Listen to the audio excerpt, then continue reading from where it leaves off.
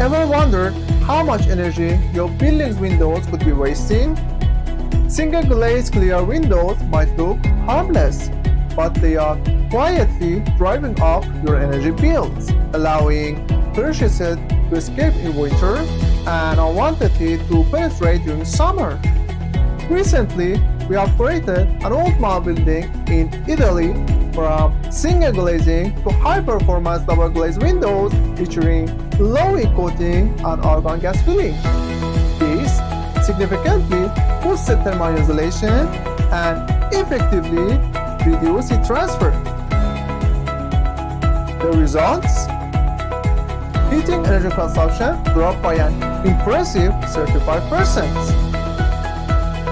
Now, here's a question for you.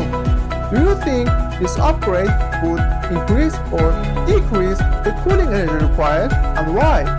Let me know your thoughts in the comments below.